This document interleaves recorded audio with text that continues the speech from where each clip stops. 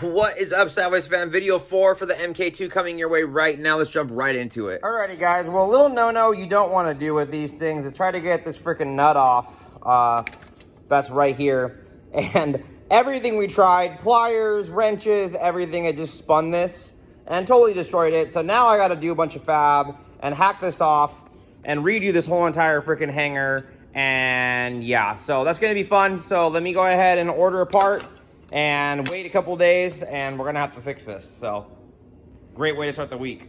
So we got the MK2 on the lift. Obviously gas tank is out from last time. We got the video on that. What I've done right now, since there is a major issue with the MK2 hangers, is on the hanger the OEM feed isn't gonna work. So we went ahead and put a full bulkhead fitting in here. I'm gonna go ahead and run some seal all on this just as like a precautionary thing, and we're gonna be going to a custom PTFE fuel line.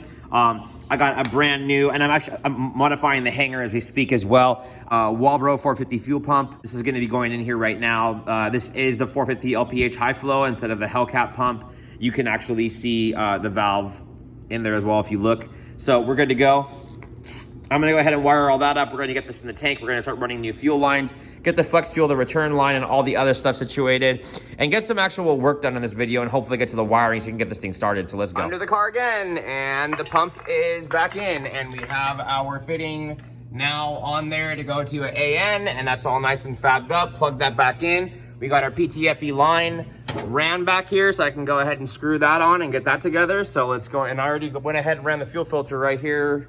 We're gonna have to start mounting it to the chassis, so let's go. All right, so let me go ahead and show you what's up. So we still gotta do the power steering line that's down there, but we went ahead and got the flex fuel line here to the sensor, to the regulator, to our pressure sensor that's now in the fuel pressure regulator, and our return line that's going back to the tank. Let me get under the car and show you what's going on underneath the car.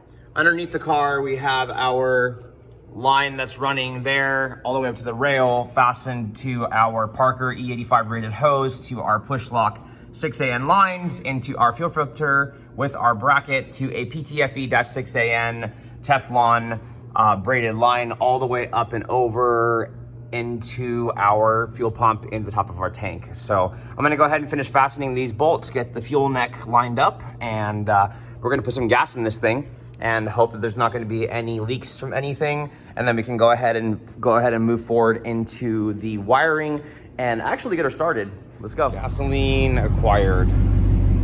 All right, guys, so quick little update. I've been spending the whole entire day getting the wiring situated. Let me show you where we're at and what we've done.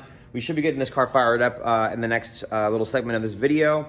Everything's looking really, really good. So we're gonna get the gas in, we're gonna test everything, and let's go. So we got the boost controller wired up. I've went ahead and repurposed a lot of pieces in the harness, and actually they made notes, so this can be nice and easy next time.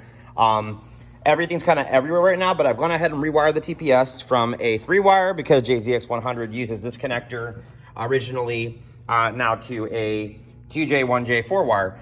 We already have our pressure sensor for our fuel pressure regulator and our oil pressure sensor down there, now wired up to the ECU. We got our flex fuel sensor as well, wired up as well. I'm gonna be getting underneath, but you can see it right down here. Wired up too. And we got a bunch of freaking mess of wiring of craziness inside the car.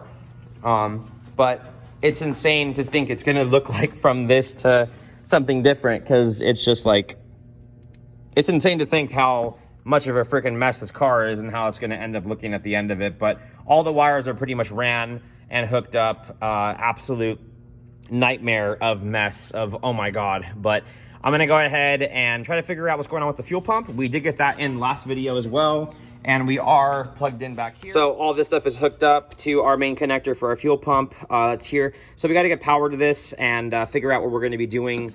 I gotta call the customer, we gotta get the battery box in, a couple other things, but let's just really quickly see if we can get fuel pump to turn on and get the gasoline in, obviously, since the tank is back in. Yep.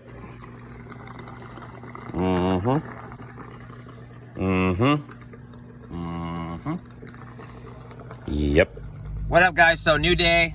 Denny just called me randomly and said, get up, I'm gonna be at the shop in a few minutes. I can get that car started for you. So I'm rushing to the shop right now to get that car going, since he did miss his appointment at the beginning of the week, and I could have had this car probably a lot more finished than it is right now, but it's all good.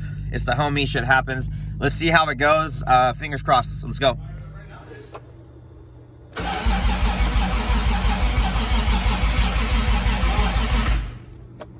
As soon as you crank the ECU shut off. Sick.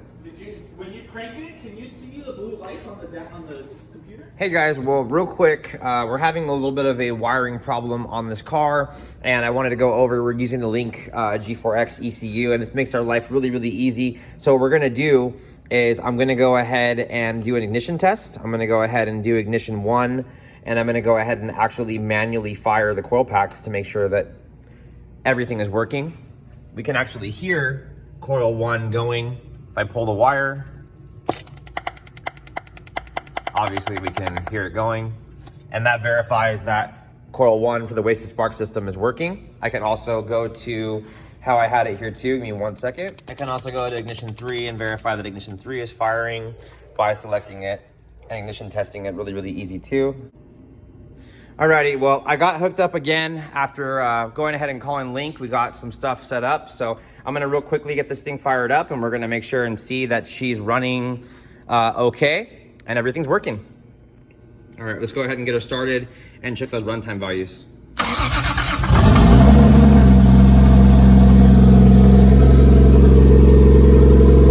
Fuel pressure's good. Got oil pressure. Idling at 1300. We're gonna go ahead and drop that down a little bit right now.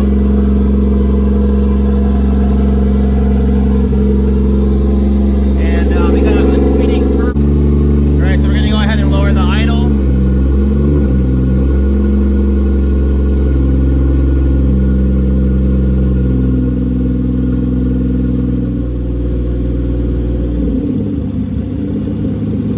That nice 1000 RPM we got going.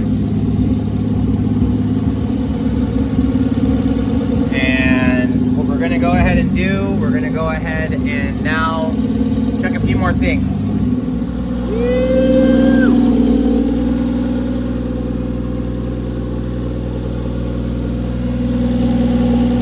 Alrighty guys, well, as we can see, the car is running behind me. Oh my God, so happy. Motor runs great. I'm gonna go ahead and clean all this stuff up. You're gonna see this whole entire setup done. Let me go ahead and shut this off so you guys can actually hear what's going on. I'll give you a quick little run by.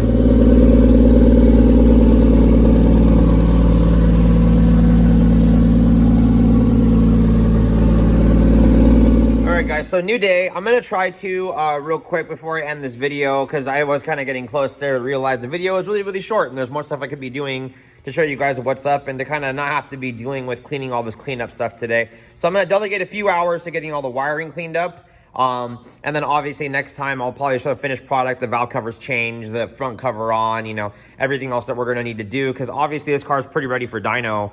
Obviously we still need to go ahead and change the spark plugs because it has the crap that was in the motor from God knows when in it. He got lucky because it did have spark plug wires, the NGK aftermarkets that are on it, and that's awesome. But I mean, obviously we're not going to go to dyno with some used plugs that are probably going to misfire, or maybe even have some water in them, or even a little rusty from being outside, or God knows whatever. But valve covers are coming off anyways.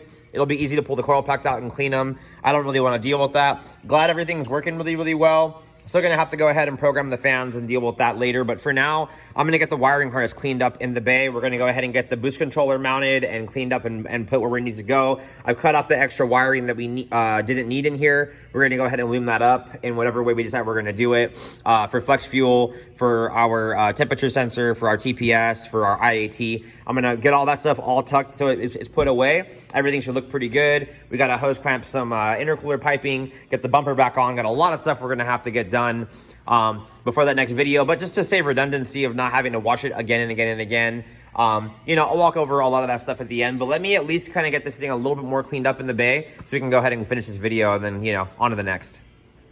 Alrighty guys, it is a new day and it has been raining the last like week over here in Cali, and in the rain we've gotten a absolutely ridiculous amount of cars dropped off, and it's starting to get pretty busy over here again, which is pretty insane. But all kinds of cars we got to go ahead and get to you guys that are getting built right now. So I'm a little overwhelmed, but we got a lot of stuff to do today. I've got the best part of my day right now that's going to be just so much fun.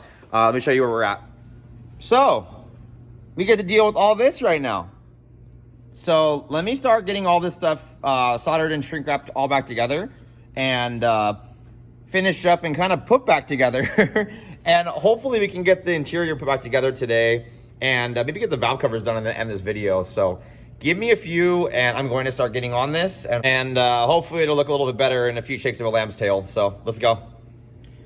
All right, so real quick, I got the valve covers off, obviously.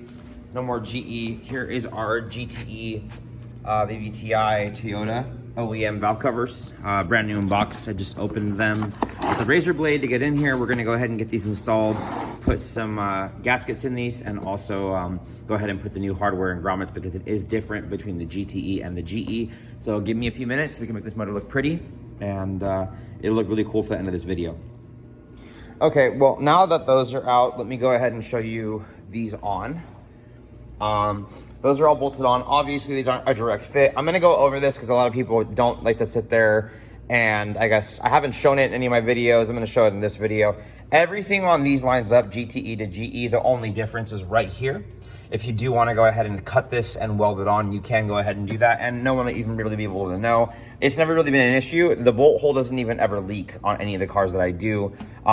Regardless, the OEM bolts are these washered, super long valve cover bolts, and if you look at the GTE ones that come brand new from Toyota for the GTE, I went ahead and got him some chrome hardware, which is fine, but they don't have washers, and you will have these OEM grommets with the part number right here, you can see. That are gonna go on. So give me 2 seconds to open this and to show you what's up, and then we'll go ahead and put those on. All right, so real quick, just so I can show you what's going on. You'll need these bolts with these rubber isolator grommets with like a metal top that are gonna basically allow you to go ahead and torque the valve covers down, and it puts some pressure on the valve covers without breaking them. It was an OEM Toyota thing that was made in the first place for that stuff. So I'm gonna go ahead and put all these in real quick, and you'll also need to put washers and grommets with the OEM top nut on top of these to bolt these down.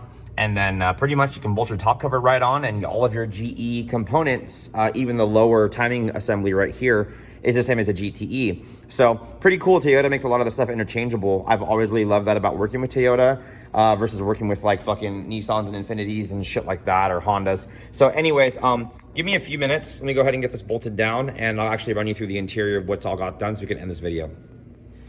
Anyways, you'll want to go ahead and just zap these down till they barely touch with like maybe an impact or even like an air ratchet. Then you'll go ahead and tighten them down by hand and just give them a little bit of beans, because once the motor warms up, those grommets are going to get hot and you're going to have to retort the valve covers again.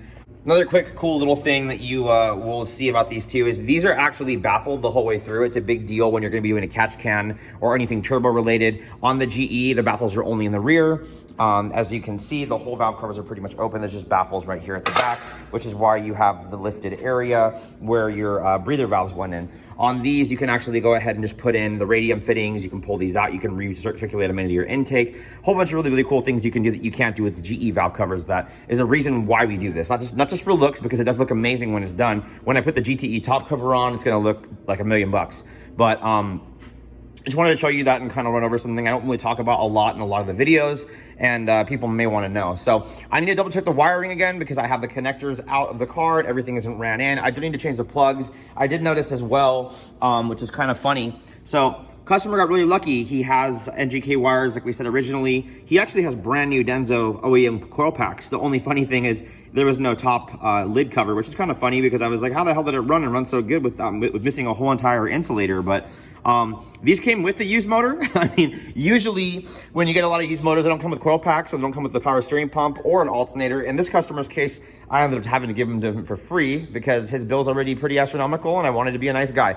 Anyways, let me go ahead and go on the interior and show you where we're at. We're gonna have to call him and talk to him about a few things about this so we can kind of finish up the job here and just get done, because we have a shit ton of cars that are here at the shop right now. But let me show you the interior. All right, real quick. So it looks a little bit better. It's still kind of a mess. I have a breakout plug I've went ahead and put in for our wideband. We got a breakout plug I've went ahead and put in for our power to our ECU, so that everything can be quick disconnectable and nothing has to be cut when you pull the motor out of the car or unplug the harness from the car. I still have some wiring I have to clean up for everything else because obviously I need to get everything back in the car. We got shitty radio wiring and old AC and blower stuff that isn't going to be a big deal anymore. But I'm going to go ahead and plug the ECU in the next video. We're going to make sure that everything is working because we have all of our sensors hooked up, our flex fuels, our DIs, our auxiliaries, our low sides, everything that we're going to need. And also for the fuel pump stuff, I'll go over that of what happened and we got to get done on that part in the next video. But just showing you, we are getting a little bit closer on the wiring and it is all put together and soldered and shrink wrapped and kind of all together for now. So anyways, I hope you guys enjoyed this video. A lot of stuff still going on. This is actually a pretty big project. I wasn't really prepared.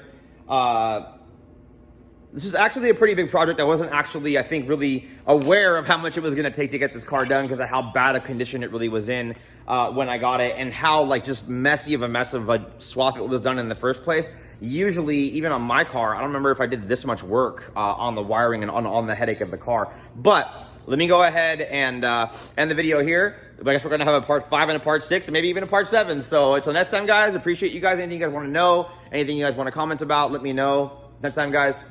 Peace.